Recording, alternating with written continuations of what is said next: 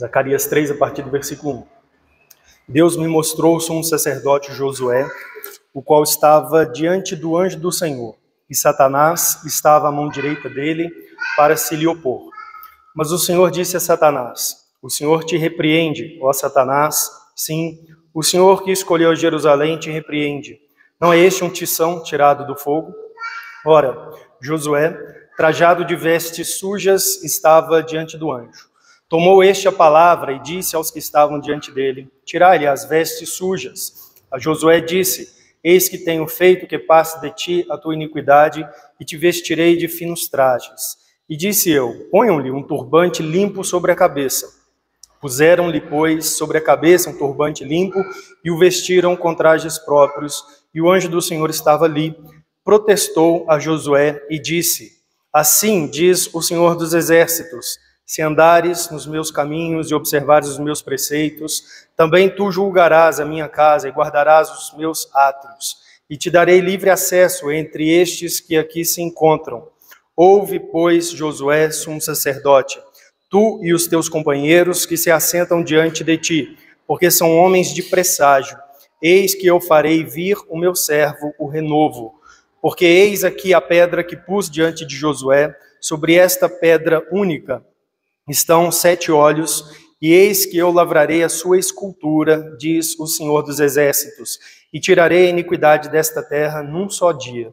Naquele dia, diz o Senhor dos Exércitos, cada um de vós convidará o seu próximo para debaixo da vide e para debaixo da figueira.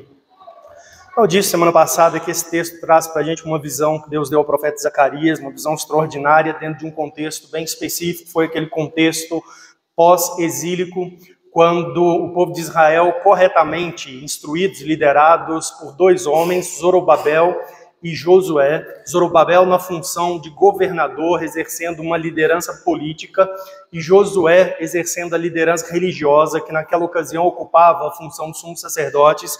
Eles instruíram e orientaram o povo de Israel e conduziu o povo de Israel à reconstrução do templo, ao restabelecimento do culto a Deus conforme as instruções na Escritura Sagrada.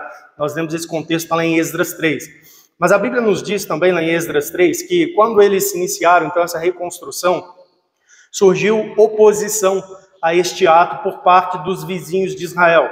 Pessoas se opuseram e a coisa ficou tão feia que depois de alugarem conselheiros contra esse empreendimento dos israelitas pós-cativeiro, eles também fizeram uma acusação formal ao próprio rei da Pérsia, acusando aquele povo de uma provável rebelião no futuro, à medida em que eles reestruturassem a nação.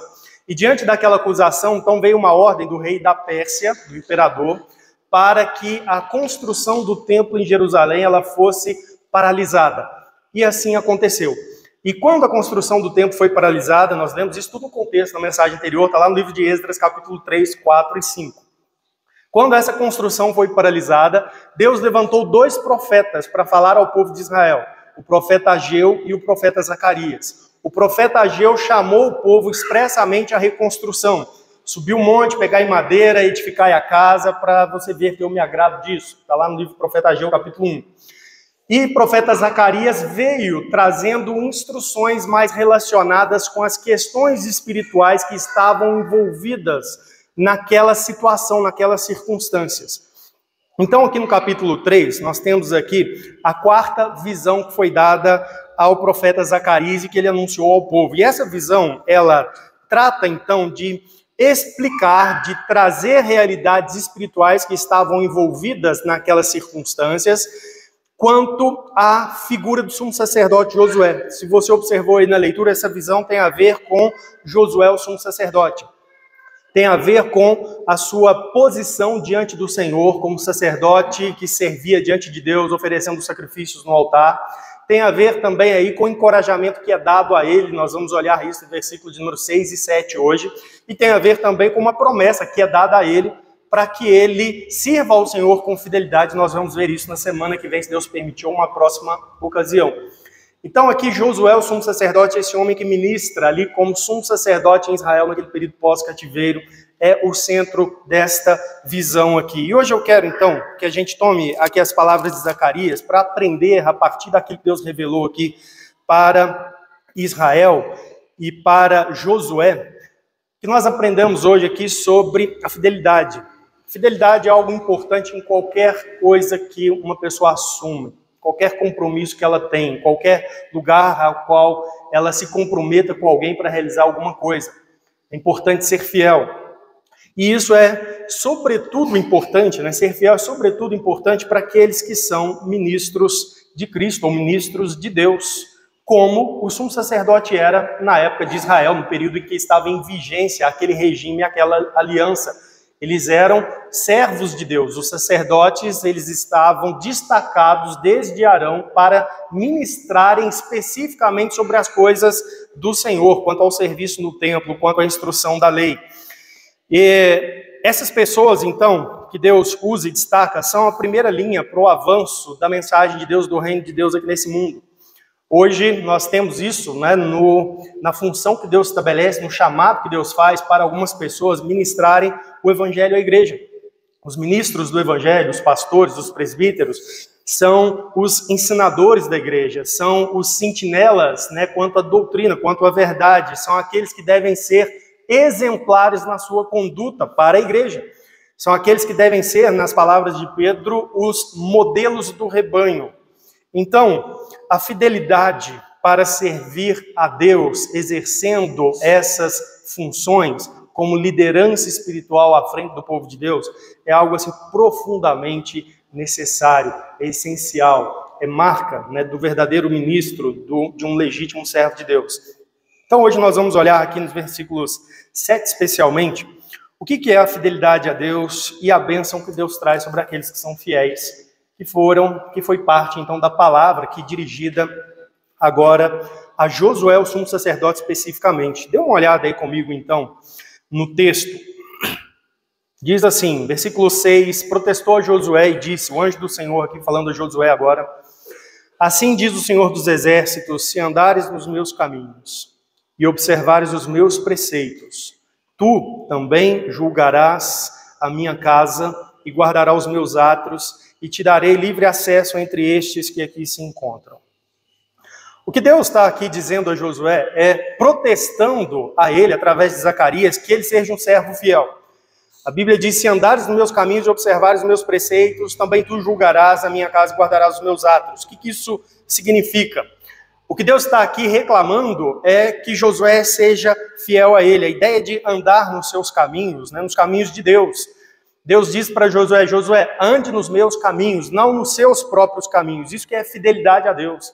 Ser fiel a Deus é andar nos caminhos de Deus, não nos nossos próprios caminhos, não fazer a nossa própria vontade, não seguir os desejos do nosso coração, não procurar satisfazer os desejos da nossa carne, não atuar e empreender nossas vidas nos nossos projetos mundanos, que são temporais, que são falíveis e que são limitados.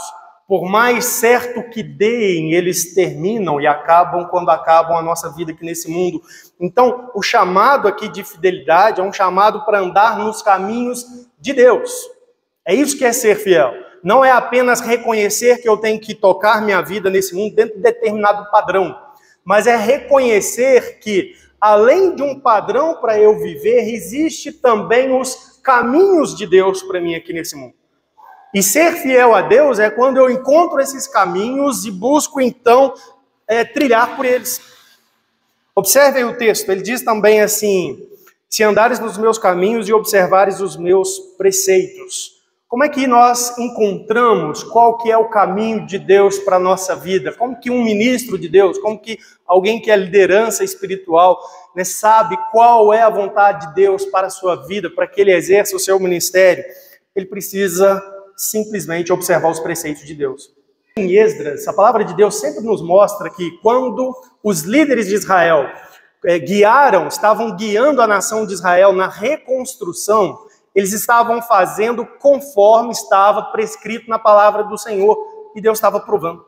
É assim que o povo de Deus reconhece qual é a vontade de Deus para a sua vida. É atendendo a Bíblia, é atendendo aquilo que Deus já revelou. tanto, né, em seu padrão moral, aquilo que Deus diz, olha, isso é certo, isso é errado. Você realize isso, não faça isso.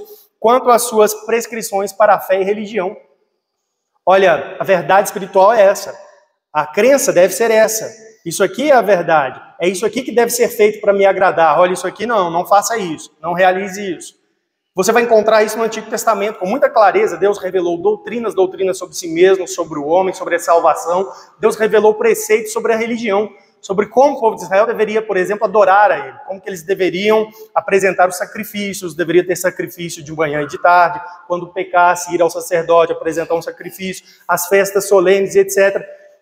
E ao longo da história bíblica, toda vez que a liderança de Israel estava guiando o povo a realizar essas coisas que estavam na Bíblia, nós vemos que Deus aprovou.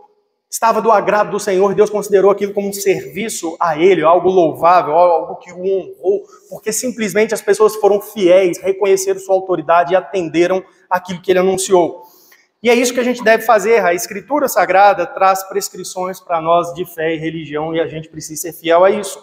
Crendo nas doutrinas reveladas na Escritura, não negando as verdades fundamentais relacionadas a Deus, sua obra, a Cristo, sua vinda ao mundo, que Ele fez por nós, e a nossa esperança de salvação. É crendo naquilo que a Bíblia diz que nós agradamos a Deus, é adorando e servindo a Ele, então, segundo aquilo que foi revelado, e esperando com fé naquilo que Deus, na sua palavra, prometeu a nós. Nós temos uma esperança, que é por fé, mas ela tem que ser fundamentada naquilo que Deus, na sua palavra, prometeu. Por exemplo, nós devemos esperar novos céus e nova terra, 2 Pedro 3, nos quais habitam justiça, porque é isso que Deus prometeu. Então nós temos fé, um dia o Senhor volta, um dia Ele vai criar novos céus e nova terra, e os salvos, por graça, por misericórdia, uma expressão do amor de Deus, desfrutarão disso. Então essa tem que ser a esperança cristã. Então, é isso que Deus está aqui falando com Josué, dentro daquele regime. Eles tinham a lei do Senhor, ele tinha o sistema de sacrifícios, ele tinha as suas obrigações sacerdotais todas prescritas, e era simplesmente isso que Deus queria que ele realizasse como líder espiritual. Josué, ande nos meus caminhos. Josué, cumpra os meus estatutos. Isso é fidelidade a Deus. E a pergunta então aqui, que a gente deve trazer para a nossa realidade é: será que eu sou fiel a Deus? Isso é fidelidade a Deus e isso é a realidade da minha vida. Essa é a atitude do meu coração. Eu sou alguém que estou não apenas tentando cumprir um determinado padrão moral, um padrão religioso, estando na igreja no domingo, mas eu tenho procurado reconhecer que Deus tem caminhos para o seu povo aqui nesse mundo e que eu preciso andar neles. Eu tenho procurado conhecer na palavra de Deus quais são esses caminhos, o que Deus quer de mim, o que eu devo apoiar, o que eu devo pregar, o que eu devo testemunhar, como eu devo cultuar, a fé que eu devo ter, qual a esperança que eu devo ter, quais são as promessas que estão ainda para nós, seu povo, as quais eu vou depositar sobre ela toda a minha confiança, total confiança, para servir a Deus aqui nesse mundo. Você é fiel ao Senhor? Isso é importantíssimo. Quando Paulo escreve à igreja aos Coríntios, ele fala que a fidelidade é aquilo que Deus espera de cada um. Sempre foi assim, o que Deus quer de nós, suas criaturas, é que nós nos sujeitemos a Ele como Criador, o servamos, o reconheçamos, o louvemos, o adoremos e façamos aquilo que Ele diz para nós que é a vontade dEle. Sempre foi assim. Paulo escreve, por exemplo, 1 Coríntios 4, ele diz assim: ora, além disso que se requer dos dispenseiros, que cada um deles seja encontrado fiel. Nós conhecemos a palavra, conhecemos o Evangelho, conhecemos a obra de Cristo, devemos pregar e testemunhar isso aos outros, nós somos dispenseiros, e Paulo resume assim: sabe o que Deus requer dos dispenseiros? É que cada um seja encontrado fiel. É isso, e observe, não é o todo, não é a coletividade, é cada um. Deus, no fim das contas, trata um a um. E é importante a gente entender isso para a gente não ficar assim, nos escorando nos outros, nos desculpando nos outros. Ah, não sou muito bem não, mas eu participo de um grupo na igreja, ele tem irmãos, são muito fiéis, né? Deus vai considerar isso e tal. Não. Cada um. Que cada um seja fiel. Então a pergunta que a gente sempre precisa fazer é: eu sou fiel a Deus? Eu tenho reconhecido os seus caminhos? E eu tenho cumprido aquilo que os seus estatutos traz. Abra a Bíblia em Mateus 24 comigo. Mateus 24, versículo 45. E observe que a fidelidade aqui, no ensino do Senhor, ela está contada bem no ponto relacionado à volta de Cristo e ao juízo. Um dia nós estaremos sob o juízo do Senhor e Ele vai dizer se fomos fiéis ou não. Olha aí, Mateus 24, 45, Jesus diz assim: quem é, pois, o servo fiel e prudente, a quem o Senhor confiou os seus conservos para dar-lhes o sustento a seu tempo? É uma parábola. E ele diz: quem é o servo fiel? Ou seja, nós vamos tratar disso, de servos fiéis.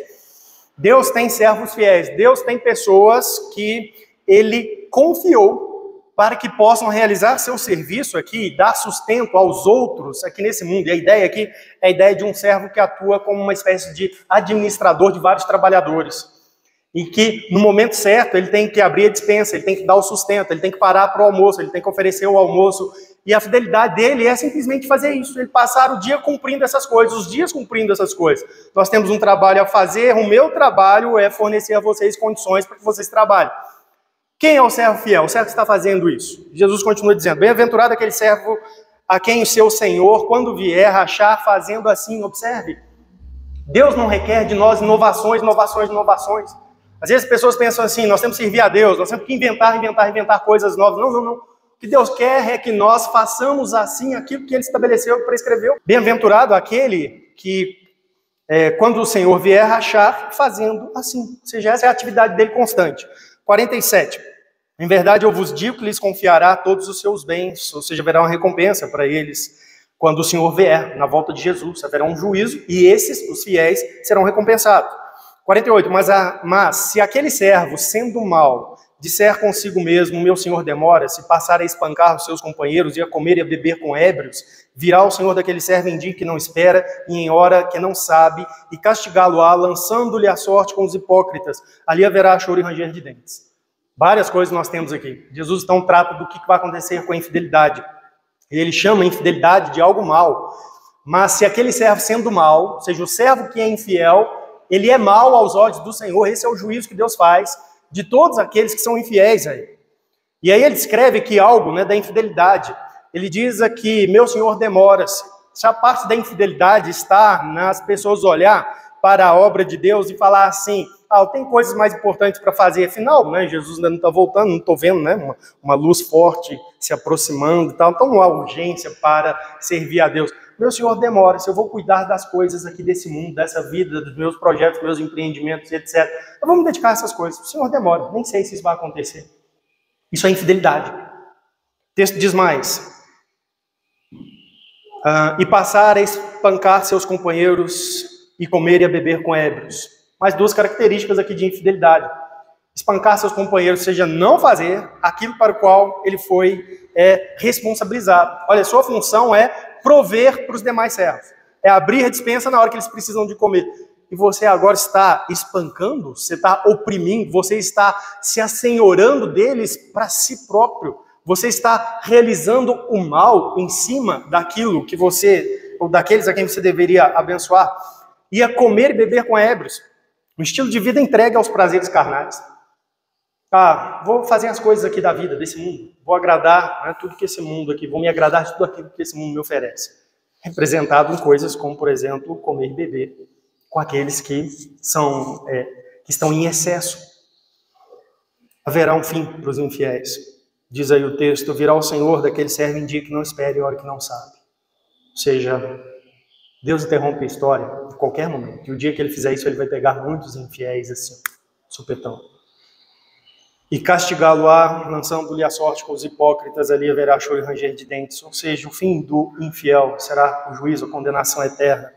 E observe aqui, o infiel e o hipócrita juntos. Não tem coisa diferente. Às vezes, nós desculpamos nossas infidelidades e falta de compromisso com Deus em hipocrisias que nós vemos nos outros. Jesus tratou disso, a trave no olho, fica apontando o cisco no olho. Mas sabe, Jesus diz que o infiel e o hipócrita terão fim juntos.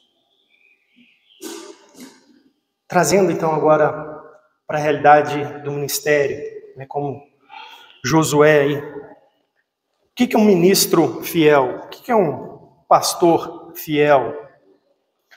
Deus está aqui em Zacarias 3 falando sobre Josué, sumo sacerdote daquele tempo, que era o principal ofício a Deus na liderança espiritual e religiosa em Israel.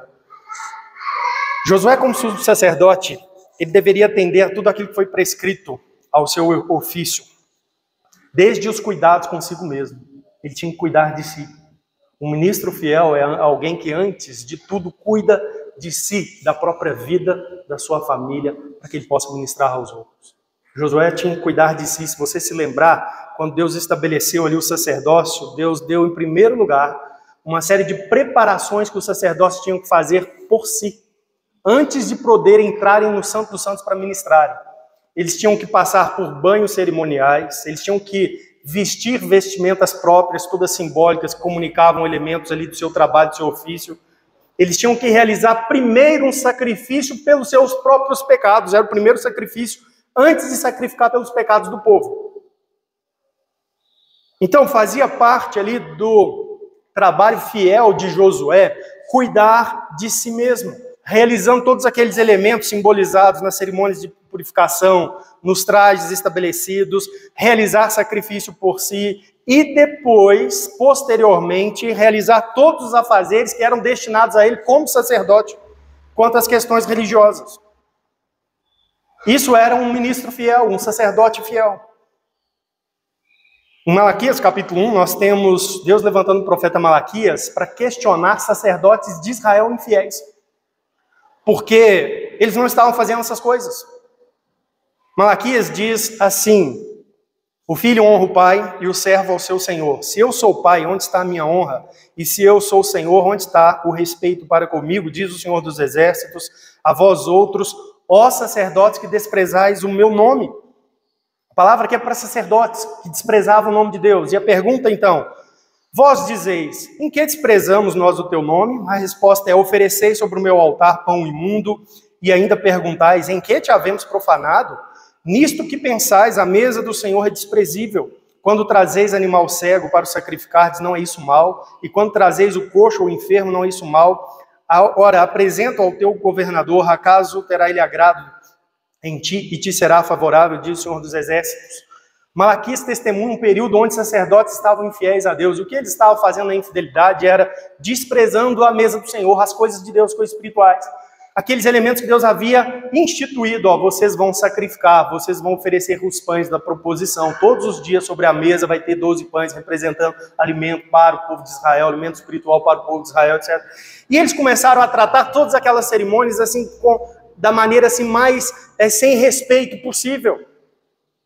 E assim eles estavam sendo infiéis ao Senhor. O que Deus requer de homens fiéis é que eles cumpram exatamente aquilo que Deus estabeleceu, mesmo que seja cerimonial.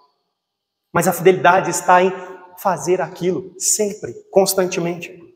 Eles tinham a responsabilidade também de julgar questões. É por isso aí que no texto de Zacarias capítulo 3, nós lemos aí no versículo 7, também tu julgarás a minha casa. Isso fazia parte do ofício do sacerdote. Nós vamos ver isso aí mais adiante. Eles tinham essa responsabilidade de julgar as coisas ali em Israel concernente às questões espirituais. A parte civil, né, também foi atribuída a eles, mas no período da monarquia foi separado, né, fez uma separação de poderes ali. Mas os sacerdotes ficaram com o julgamento das coisas espirituais. E eles tinham esse dever, eles tinham o dever de ensinar a lei ao povo. Era a função do sacerdote. A cada período de anos, né, o povo de Israel se reunia e eles tinham que ler toda a lei para as pessoas em Israel. Eles tinham que manter ensino ao povo a respeito da lei. Era função do sacerdote fazer isso, conduzir as celebrações solenes conforme as prescrições. Então, o que Deus requer de Josué é simplesmente fidelidade nessas coisas. Você tem que cumprir isso. Faz isso, é o que eu desejo de você. Jeremias, abra sua Bíblia em capítulo 7. Jeremias denunciou muitos desvios de Israel, especialmente dos sacerdotes da época anterior ao exílio. E eu quero que você veja que muitos desses desvios também são desvios que a gente tem visto ao longo da história da igreja, desde o Pentecostes, e que são muito comuns hoje. Infidelidades ao Senhor. Por exemplo, Jeremias 7, nós lemos aqui assim, versículo 3, assim diz o Senhor dos Exércitos, o Deus de Israel: emendai os vossos caminhos e as vossas obras, e eu vos farei habitar neste lugar. Não confieis em palavras falsas, dizendo: templo do Senhor, templo do Senhor, templo do Senhor é este. Mas se deveras emendares os vossos caminhos e as vossas obras, se deveras praticardes a justiça, cada um com o seu próximo, aí continua. Qual que era o problema aqui? O povo havia desviado de Deus. Deus enviou profetas como Isaías, antes de Jeremias, o próprio Jeremias, pregando: olha, vou trazer o juízo conforme a lei, porque vocês se desviaram.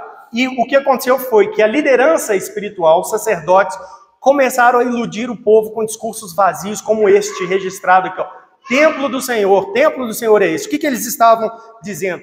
Gente, é claro que nós não vamos ser dominados e destruídos por outra nação. Deus tem o seu templo aqui em Israel. O Deus vivo, o Criador do mundo, tem o seu templo. O único lugar onde ele tem um templo é Israel. É claro que isso não vai acontecer. E assim eles estavam semeando na cabeça das pessoas uma superstição, uma confiança em coisas falsas, coisas vãs. Hoje não tem tantas pessoas conduzindo rebanhos baseados em superstição e falsas promessas. Isso é infidelidade a Deus. Isso é infidelidade a Deus. Olha mais adiante, o capítulo 8 de Jeremias. Jeremias 8, versículo de número 10. Aqui há a denúncia de outra infidelidade. Diz assim: portanto, darei as suas mulheres a outros e os seus campos a novos possuidores, porque desde o menor deles até o maior, cada um se dá a ganância, e tanto o profeta como o sacerdote usam de falsidade.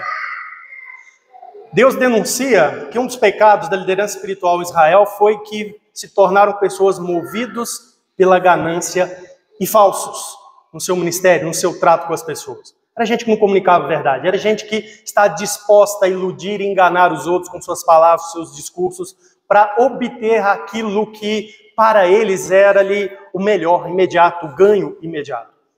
Gente gananciosa, gente que queria se aproveitar do povo para ter uma vida melhor e etc. Irmãos, não tem tantas pessoas hoje que são liderança religiosa e são dados e movidos por ganância, explorando e se assenhorando dos recursos de pessoas. Há um tempo atrás alguém me mandou, tem um ministério dito cristão, dito evangélico, onde os líderes ali estão promovendo um programa de pontos e benefícios para os crentes. Isso tem cabimento no negócio desse. Sabe aqueles programas de pontos do cartão do crédito? Você acumula, você faz tal coisa, você acumula aquele negócio, depois você tem alguns benefícios. Os caras, um programa de ofertas, serviços e bênçãos e privilégios. Você faz isso pela igreja, você oferta tanto para a igreja, aí você vai ter o privilégio tal, você vai sentar em tal lugar, você vai ganhar uma camisa colorida, você vai ser chamado para fazer isso, você vai poder almoçar com o pastor no dia tal. Que coisa doida! Isso é infidelidade. Infidelidade a Deus, infidelidade profunda. Isso é sério. Jeremias 18, olha comigo aqui, outra denúncia de liderança religiosa infiel, Deus. Jeremias 18 diz assim: então disseram: vinde e forjemos projetos contra Jeremias, porquanto não há de faltar a lei ao sacerdote, nem conselho ao sábio, nem palavra ao profeta. Vinde, firamo-lo com a língua e não atendamos a nenhuma de suas palavras. Aqui nós lemos um texto onde pessoas estão promovendo, conspirando contra o profeta de Deus, o profeta legítimo que Deus chamou, Jeremias. E se você volta aqui no texto, essas pessoas fazem parte da liderança civil religiosa de Israel. Havia sacerdotes que estavam aqui nessa conspirata. Mais embaixo, Jeremias vai denunciar que houve um plano para matá-lo. As pessoas não suportavam a sua pregação, a sua chamada das pessoas ao arrependimento, sua denúncia contra o rei, contra os sacerdotes, e até conspiraram para matá-lo. E aqui então nós encontramos essa realidade, onde as pessoas dizem assim: a gente pode eliminar esse sujeito. Há sacerdotes para fazer serviço, há profetas para falar alguma coisa para as pessoas, falsos, claro, pessoas infiéis. E, irmãos, como na época de Jeremias, isso tem acontecido ao longo da história da igreja, aconteceu com Jesus, lembra? As pessoas rejeitaram Jesus, conspiraram para matar Jesus e mataram. Rejeitaram a mensagem dos apóstolos, conspiraram contra os apóstolos. E como que isso acontece? Continua acontecendo quando pessoas fiéis, ministros fiéis se levantam e pregam a palavra de Deus. Não é à toa, não é assim incomum sofrerem difamações, terem a oposição de outras pessoas, outros ministros, ditos ministros, atuando para desencaminhar pessoas, impedir pessoas de aprender com pessoas sinceras que estão tentando ensinar e pregar a palavra de Deus. Como isso acontece? É muito comum, muito comum. Isso é marca de infidelidade. Pessoas que se dizem líderes religiosos, estão agindo em nome do Senhor, que se opõem à pregação verdadeira da palavra de Deus, ao ensino da Escritura Sagrada, a ministério de pessoas que estão comprometidas com a Escritura. Isso é coisa de gente infiel. Jeremias 23. Olhe comigo agora aqui. Denúncia no capítulo 23 de Jeremias é esta. Versículo de número 10.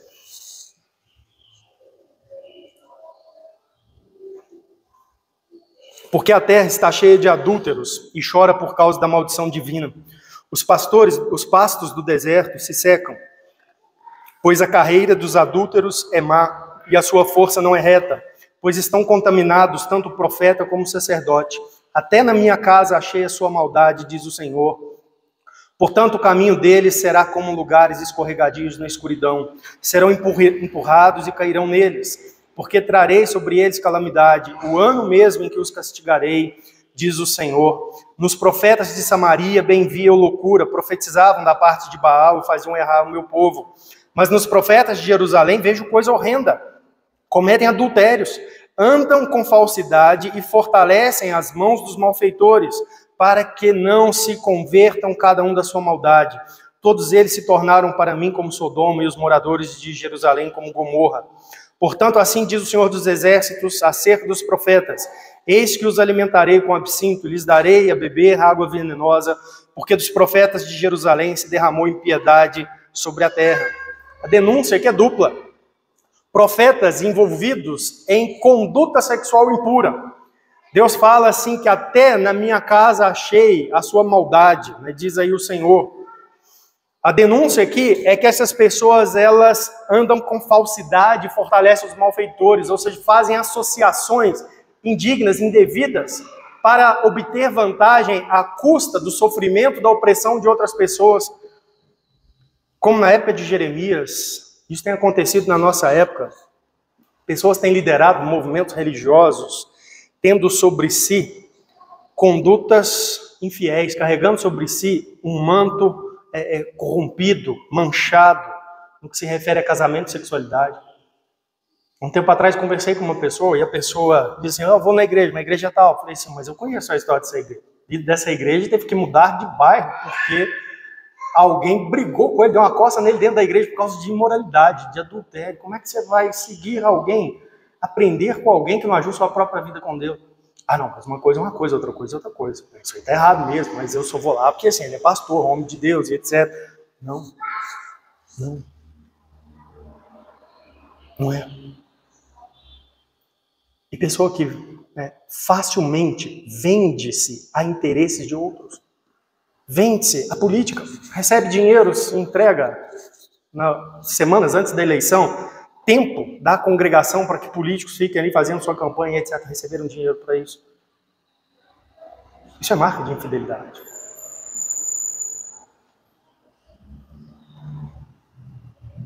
Jeremias 23 ainda, olha o versículo 16 agora. Assim diz o Senhor dos Exércitos, aqui mais uma denúncia: não deis ouvidos às palavras dos profetas que entre vós profetizam e vos enchem de vãs esperanças. Falam as visões do seu coração, não o que vem da boca do Senhor.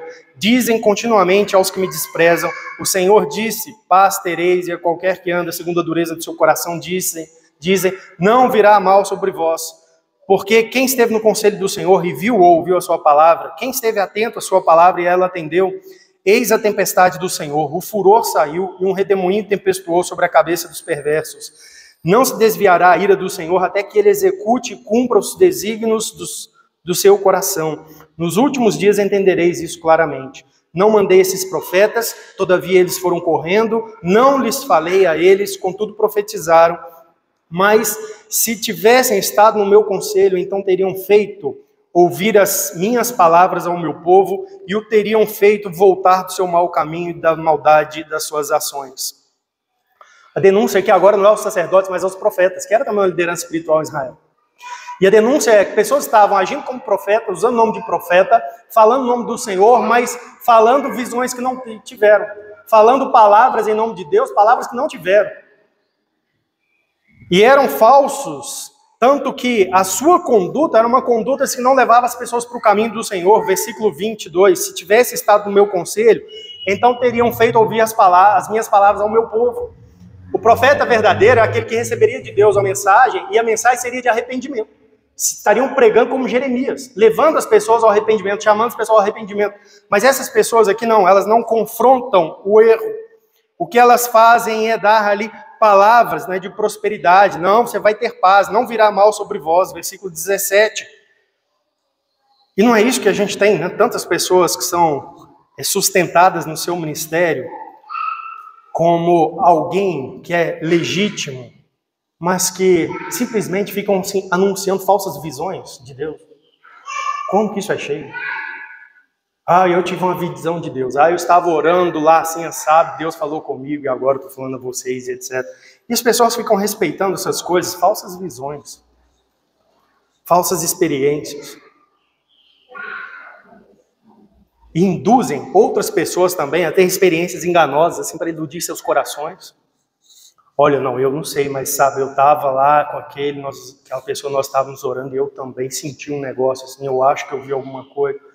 Não, eu vi mesmo, você não estava lá, você não viu, eu vi, eu estava lá e etc. E muitas pessoas estão sendo induzidas por homens sem escrúpulo, que anunciam em nome de Deus falsas visões e sustentam ministérios baseados em experiência. Isso é infidelidade a Deus. Deus chama pessoas e o que Ele quer é que sejam fiéis na posição que ocupam. Eu queria que a gente olhasse no Novo Testamento uns textos sobre o que é um ministério fiel. Abra sua Bíblia em 2 Timóteo capítulo 2. Deixa eu ler para vocês aqui. A partir do versículo 14. Paulo falando a Timóteo, ele diz assim: relembre a todas essas coisas, 2 Timóteo 2 e 14. Relembre a todas essas coisas, dando testemunho solene diante de Deus, para que evitem brigas a respeito de palavras, pois isso não serve de nada, a não ser para prejudicar os ouvintes. Procura apresentar-se a Deus aprovado, como obreiro que não tem de que se envergonhar, que maneja bem a palavra de Deus. Uma das coisas que é marca de um ministério fiel é que a pessoa, ela lida com Bíblia, ela maneja bem a palavra de Deus, ela não lida com visões, ela não lida com superstições, ela não fica fomentando crendice nas pessoas. O que ela lida é com Bíblia. O ministro de Deus, Novo Testamento, fiel, como Paulo, como Timóteo, o que ele faz é manejar bem a palavra de Deus. O texto diz mais aí, 16. Evite igualmente os falatórios inúteis e profanos, pois os que se entregam a isso avançarão cada vez mais na impiedade. Além disso, a linguagem deles corrói como câncer. Entre esses estão Himeneu e Fileto, que se desviaram da verdade, dizendo que a ressurreição já aconteceu, estão pervertendo alguns de sua fé. Olha aí, pregação fora da doutrina. Palavras que desviam as pessoas, como dois homens aqui começaram a anunciar que a ressurreição já tinha acontecido, ainda na época de Paulo. Não aqui a ressurreição de Cristo, mas a ressurreição, né, esperada dos crentes no povo de Deus. Entretanto, o firme fundamento de Deus permanece, tendo este selo: o Senhor conhece os que lhe pertencem. E mais, afaste-se da injustiça todo aquele que professa o nome do Senhor. Ora, numa grande casa não há somente utensílios de ouro e de prata, há também de madeira e de barro, alguns para honra, outros, porém, para desonra. Assim, pois, se alguém se purificar desses erros, será utensílio para honra, santificado e útil ao seu Senhor, estando preparado para toda boa obra. O ministro fiel é alguém que está procurando constantemente se purificar a si próprio. Assim como os sacerdotes no Antigo Testamento, primeiro eles tinham que purificar a si mesmos, apresentar um sacrifício por si mesmos. Isso não mudou. Aqueles que Deus levanta para dirigir o seu povo são pessoas que têm que estar comprometidas com o caminho de Deus, com a vontade de Deus, com a santidade na sua vida pessoal. Fuja das paixões da mocidade. São pessoas que não são dirigidas e governadas, né, por paixões, que não estão assim sendo levadas por ganância, por desejos associados à sexualidade. Fuja das paixões da mocidade, siga a fé, o amor, a paz, e a paz com os que de coração puro invocam o Senhor. Evita discussões insensatas e absurdas, pois você sabe que elas só provocam brigas. Não é alguém que fica entrando, né, em treta o tempo todo para ficar difamando os outros, etc. É alguém que evita essas coisas. Apenas faz a obra de Deus, defende aquilo que é certo e pronto. O texto diz no 24, o servo do Senhor não deve andar metido em brigas, mas deve ser brando para com todos, apto para ensinar, paciente, disciplinando com mansidão os que se opõem a ele, na expectativa de que Deus lhes conceda não só o arrependimento para conhecerem a verdade, mas também o retorno à sensatez. Várias coisas aqui que fazem parte, né, do ministério, do servo do Senhor. Ele diz aí, apto para ensinar, paciente no trato com os crentes, com as ovelhas, na sua lida, né, do ministério. O texto diz aí também, disciplinando com mansidão os que se opõem a ele.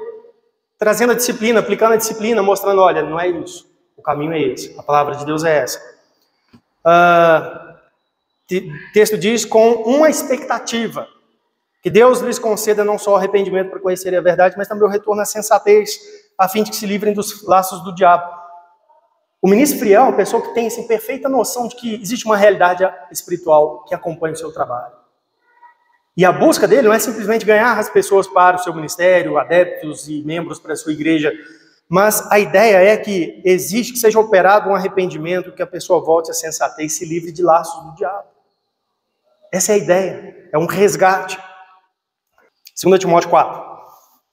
Paulo disse assim, conjuro-te perante Deus e Cristo Jesus, que há de julgar vivos e mortos pela manifestação e pelo seu reino. Prega a palavra, insta, quer seja oportuno, quer não, corrige, repreende, exorta com toda longanimidade e doutrina, pois haverá tempo que não suportarão a sã doutrina, pelo contrário, cercar-se-ão de mestres segundo as suas próprias cobiças, como que sentindo coceira nos ouvidos, e se recusarão a dar ouvidos à verdade, entregando-se a fábulas. Tu, porém, sê sóbrio em todas as coisas, suporta as aflições, faz o trabalho de um evangelista, cumpre cabalmente o teu ministério. O que Paulo mais uma vez está dizendo a Timóteo aqui como ministro? Timóteo, eu conjuro-te perante Deus e Cristo Jesus que há de julgar, vivos e mortos, você vai te julgar um dia, o seu ministério um dia, na manifestação do seu reino. Isso é sério. Eu conjuro você a atender o que eu vou te dizer aqui. Prega a palavra, essa é a sua função. Insista na pregação. Quer seja oportuno, quer não. Ou seja, o seu compromisso é Bíblia, anunciar Bíblia. Corrige. Às vezes, você vai ter que corrigir. Uma pregação que corrige, uma pregação que alerta, ou às vezes, uma abordagem pessoal que visa corrigir, que visa trazer de volta ao caminho certo. Repreende. Uma pregação para denunciar o que está errado. Para repreender aquilo que precisa ser repreendido. Dizer, olha, isso aqui não é obra de Deus, não faz parte da vida com Deus. Às vezes, uma abordagem para apresentar isso, para operar ali uma repreensão na vida das pessoas. Exorta com toda longanimidade e doutrina. Qual que é a autoridade? Doutrina. Exorta com toda longanimidade e doutrina. Ou seja, você vai lá e apresentar, olha, é isso que a Bíblia diz. Essa é a palavra de Deus para nós. Essa é a palavra de Deus para a sua vida. Essa é a autoridade. É aqui que deve operar o trabalho do pastor, do ministro fiel. E aí ele diz também no 5 aí, faze o trabalho do evangelista. Prega o evangelho para as pessoas. Cumpre cabalmente o teu ministério. É isso que Deus quer de você. Faça isso todos os dias, Timóteo. Todos os dias, sempre assim, servo fiel. Todos os dias. É isso que Deus espera de você. Faz isso até o final. Cumpre isso cabalmente. Então a gente precisa observar que existe esse padrão de fidelidade para aqueles que servem a Deus. Era assim no Antigo Testamento, antes do exílio, depois do exílio, como nós estamos vendo, como vimos aqui em Zacarias 3 para Josué, né, o sumo sacerdote, e é assim ainda hoje para a igreja. Mas a bênção de Deus sobre aqueles que são fiéis. Eu quero que você volte lá em Zacarias 3 e a gente percorrer aqui o restinho do versículo 7 rapidamente. Olha aí, Zacarias 3 e 7 diz assim, se andares dos meus caminhos e observares os meus preceitos, também tu julgarás a minha casa e guardarás os meus atos e te darei livre acesso entre estes que aqui se encontram. Aqui a gente tem uma bênção dupla. A bênção aqui é dupla. Ela envolve o exercício do ofício sacerdotal e envolve também o acesso a Deus junto com os anjos fiéis. Deixa-me explicar isso aqui. Quando diz aqui também julgarás a minha casa, lá em Deuteronômio 19 e 16, quando Deus prescreve as funções do sacerdote, uma delas era essa. Diz lá em Deuteronômio 19 assim, quando se levantar testemunha falsa contra alguém para o acusar de algum transvio, Então os dois homens que tiverem a demanda se apresentarão perante o Senhor diante dos sacerdotes. Então os sacerdotes, Deuteronômio 19:16, eles eram aqueles por meio de quem Deus arbitrava no povo de Israel, ali antes da monarquia. Então, aqui quando fala, também tu julgarás a minha casa, o que Deus está dizendo para Josué, o sumo sacerdote, é o seguinte: você vai, então, realizar o seu trabalho, eu vou abençoar a realização do trabalho, você vai julgar a minha casa. O seu ministério vai ser abençoado por mim, se você for fiel, andar nos meus caminhos, atender os meus estatutos, eu vou abençoar o ministério seu. O outro elemento aqui, né, que fala do ministério, guardarás os meus atos. Atos aqui é uma referência, né, ao templo, ao espaço sagrado, dedicado ao culto ao Senhor, que também era uma função do sacerdote. O sacerdote, ele era, né, o zelador daquele espaço. Só ele podia adentrar, só ele podia sacrificar, só ele podia fazer as limpezas, purificações, etc. Ele era o zelador daquele espaço. E o que Deus está dizendo a Josué: Josué, se você for fiel, mesmo nesse período difícil, onde estão se levantando oposição em Israel, contra a construção do templo, mas eu vou abençoar o seu ministério. Você vai julgar a minha casa, você vai guardar os meus atos. Então Deus está aqui recompensando ou incentivando Josué à fidelidade, dizendo assim: vai valer a pena o seu ministério. É só isso que eu espero de você. Se você for fiel, eu vou te abençoar. Você vai conseguir exercer ele. Isso é tudo que um servo deseja. O maior temor de alguém que dispôs sua vida sinceramente a servir a Deus, irmãos, é errar no serviço. Esse é o maior temor. E o que Deus está dizendo a Josué: você não vai errar no serviço, eu vou te abençoar em tudo que você tem que fazer. A próxima frase do versículo 7 ela é mais difícil. Diz assim: te darei livre acesso entre estes que aqui se encontram.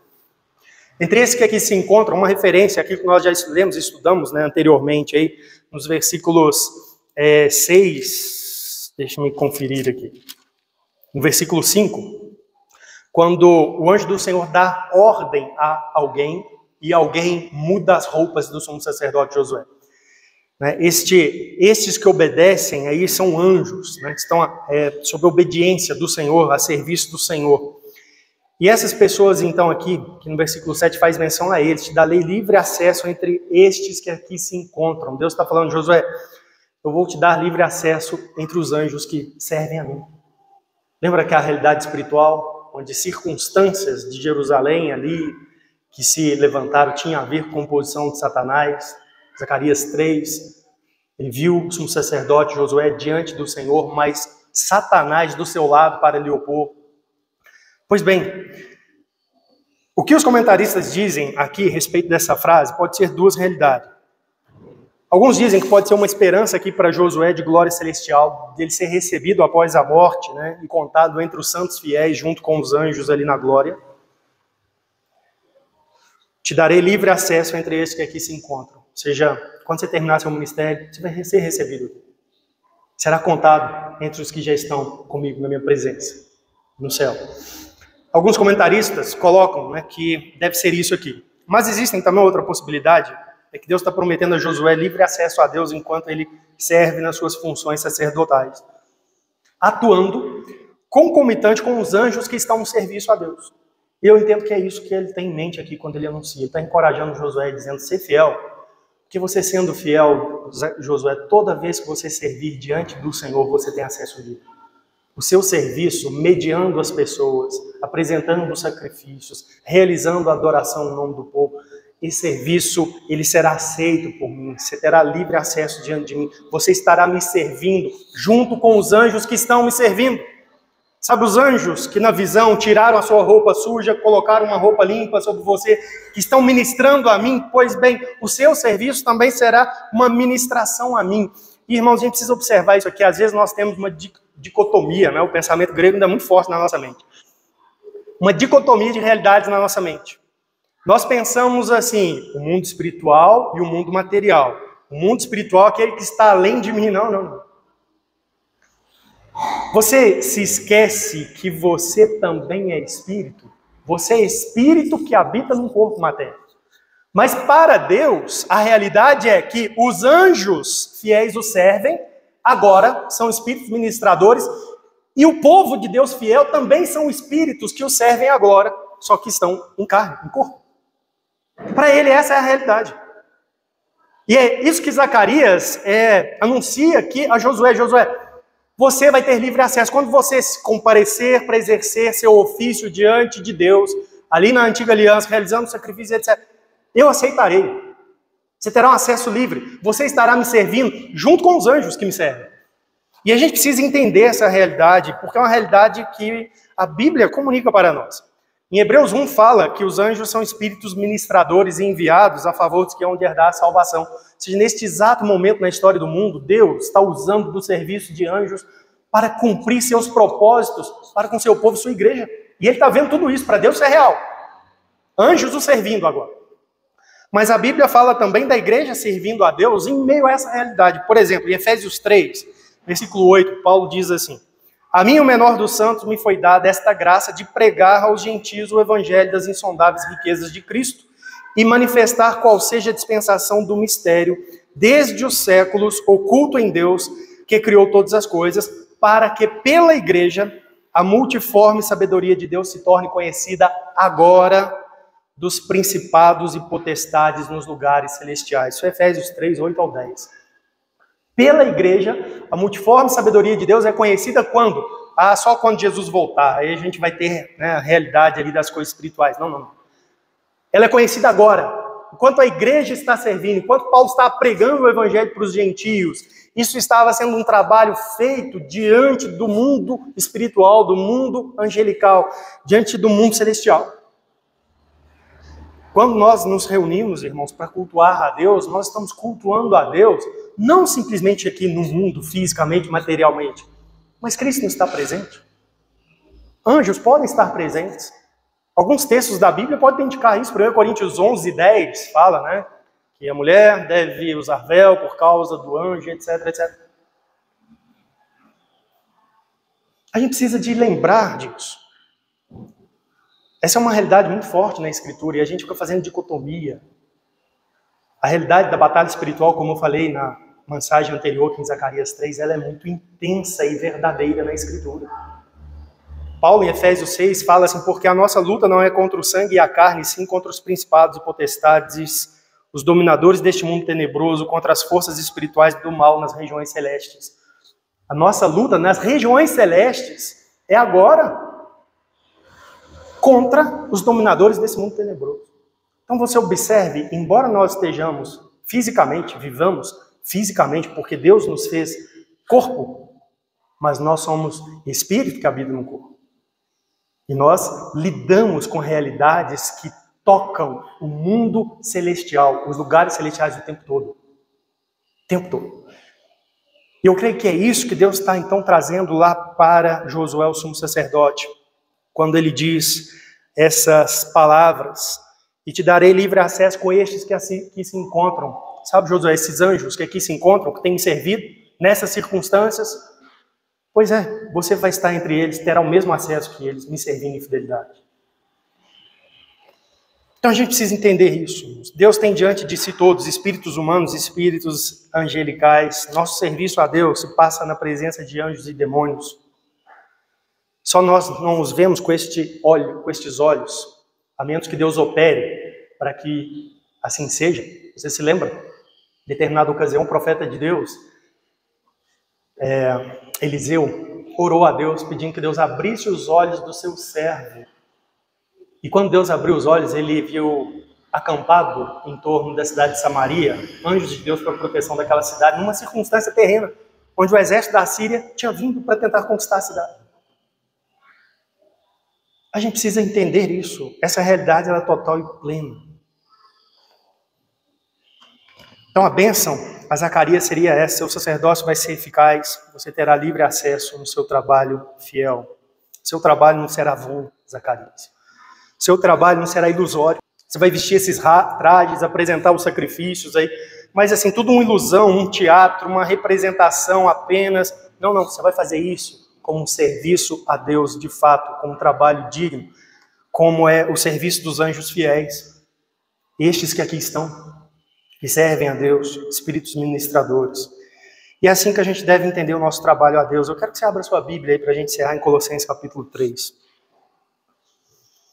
Nossas realizações, em nome de Deus, irmãos, como cristãos, como igreja, como ministros, em cumprimento das Escrituras, seja o testemunho que nós damos do Evangelho, seja a pregação, a oração, a música, as ordenanças, batismo e ceia, o aconselhamento, a visitação para consolo, para conforto, seja essas coisas que nós realizamos, a gente precisa realizar que elas são um serviço espiritual a Deus. Elas são. Servimos a Deus. Colossenses 3,16, Paulo diz assim, que a palavra de Cristo habite ricamente em vocês. Instruam e aconselhem-se mutuamente em toda a sabedoria, louvando a Deus com salmos, hinos e cânticos espirituais com gratidão no coração. E tudo que fizerem, serve, tudo que fizerem, seja em palavra, seja em ação, façam em nome do Senhor Jesus, dando por Ele graças a Deus Pai. Tudo que você vai fazer, você faz em nome de Jesus, você está fazendo uma coisa para Cristo, uma coisa espiritual, em nome de Cristo. E não só essas coisas relacionadas diretamente com o Evangelho, a pregação do Evangelho, testemunho do Evangelho, louvor a Deus. Mas olha, versículo 18. Esposas, cada uma de vocês se sujeite ao seu próprio marido como convém no Senhor. Maridos, que cada um de vocês ame a sua esposa e não a trate com amargura. Filhos, em tudo obedeçam a seus pais, pois fazer isso é agradável diante do Senhor. Pais, não irritem os seus filhos para que não fiquem desanimados. Servos, obedeçam em tudo aos seus senhores aqui na terra, não servindo apenas quando estão sendo vigiados, visando tão somente agradar pessoas, mas com sinceridade de coração, temendo ao Senhor. Observe que Paulo espiritualiza toda a vida. Servos, você não serve bem só quando tem um outro homem te olhando, um olho humano te olhando. Você deve fazer tudo da melhor maneira possível, porque é Deus que está olhando o tempo todo. Percebe? Nós servimos a Deus nos lugares celestiais. Ele fala que esposas sujeite ao marido como convém no Senhor. Maridos, ame a sua esposa e não a trate com amargura. Filhos, em tudo obedeçam. Isso é agradável diante do Senhor. Pais, vocês também, não irritem os vossos filhos, para que não fiquem desanimados. Tudo que nós realizamos aqui nesse mundo é serviço ao Senhor, faz parte da realidade espiritual a Deus. Então eu quero que você considere tudo isso. Tudo que nós fazemos, obediência a Deus e a sua palavra, irmãos, pode ser simples, pode parecer pequeno. Às vezes, como tratei disso, né? Somos inadequados, como Josué, estava com roupas sujas diante de Deus, precisou ter suas roupas trocadas. Às vezes, parece inadequado, mas nós servimos ao Senhor. Realizamos um serviço de fato, digno como o trabalho que realizam a Deus os anjos fiéis, os espíritos ministradores neste exato momento. É assim que a gente deve testemunhar. É com esse entendimento que a gente deve pregar o Evangelho. É com esse entendimento que a gente deve atender aos nossos papéis dentro da realidade da família, do dia a dia. É assim que os pregadores devem pregar a mensagem. É assim que nós devemos louvar a Deus juntos, os músicos conduzir a igreja. Nós estamos servindo a Deus nos lugares celestiais. Nosso serviço é também um serviço ao Senhor, como servem os anjos a Deus neste exato momento. Porque nesse tempo, nessa realidade da nossa vida, é isso que Deus demandou de nós e Ele quer que sejamos fiéis. É isso. Na glória por vir, quando Jesus voltar, as coisas serão diferentes, bastante coisas serão diferentes. Mas agora é isso que Deus requer de nós. Voltando então sobre a questão da legitimidade que há em ministros, a legitimidade na Escritura, irmãos, ela sempre está na fidelidade. Ela não repousa em função tipo diácono, músico, auxiliar do pastor, pastor auxiliar, né, bispo, apóstolo. A dignidade do ofício não repousa, não se firma sobre o título que uma pessoa porta, mas no exercício fiel de suas funções na presença do Senhor, que alguns nomes bíblicos manifestam testemunho, reconhecem. Nomes legítimos, né? Pastor, bispo, presbítero, diácono, etc. Mas a dignidade desses ofícios, desses trabalhos, está na fidelidade que as pessoas têm ao Senhor, não aos títulos. João Calvino atuou na época da Reforma e ele teve que confrontar, né, aquele conceito, não, mas a igreja tem os cardeais, tem o Papa, etc., aquele conceito, né, dos títulos, etc. E ele comentou, Zacarias 3, fez uma aplicação sobre isso, ele disse assim, que eles devem exercer fielmente seu ofício e obedecer ao chamado de Deus, né? É o que o texto está mostrando aqui. Vemos então essas duas coisas unidas, a dignidade do sacerdócio e a fidelidade dos ministros de Deus, dos que foram chamados para esse ofício. Portanto, aqueles que buscam dominar sem controle mostram suficientemente que não são sacerdotes legítimos de Deus. Ainda sobre Josué, o sumo sacerdote, ele diz assim: vemos como Deus o amarrou por uma certa condição, para que, confiando em sua honra e título, ele não tomasse para si mais do que era lícito ou correto. Deus não diz assim: Josué, você é o sumo sacerdote. Não, Deus disse assim: se andares nos meus caminhos e atender aos meus estatutos. Essa é a condição. Aí você vai exercer um sacerdócio legítimo. Calvino ainda diz mais aqui: não deveria se considerar digno, mas obedecer a Deus. Vemos então quão tola e até abominável é a arrogância do Papa, que, contentando-se com um título nu, procura reduzir o mundo inteiro a si mesmo, né, sob seu comando, como se Deus tivesse renunciado ao seu próprio direito. Seja como for, ninguém é sacerdote legítimo diante de Deus, exceto aqueles que exercem fielmente o seu ofício e respondem ao chamado de Deus. Em suma, os pastores divinamente nomeados devem governar a igreja de modo a não exercer seu próprio poder, mas governar a igreja de acordo com o que Deus prescreveu, de tal maneira que o próprio Deus possa sempre governar por meio da instrumentalidade de homens. É assim que funciona. Quando ministros fiéis atendem à palavra de Deus, no fim das contas é Deus que está governando por sua palavra. É assim.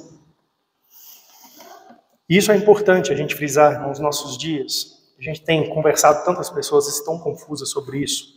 A gente vive em meio a dias onde as pessoas tendem a pensar de modo muito institucional sobre a igreja e seus ministros. Tempos onde se cria cargos, se atribui honras através de títulos, de camisetas. Eu já disse aqui, né, sistema de promoção para elevar o reconhecimento de uma pessoa dentro de um grupo, uma igreja. E não é isso que legitima o ministério de ninguém. Tempos onde pessoas têm se apropriado de novo de títulos, bispos, apóstolos, pai apóstolo. Nada disso torna legítimo. A legitimidade está na fidelidade à palavra do Senhor. Deus nos livre então disso, de buscar isso, de promover um ministério marcado por essas referências, moldados por esses contornos, que Deus nos dê sabedoria para servir a Ele pela palavra.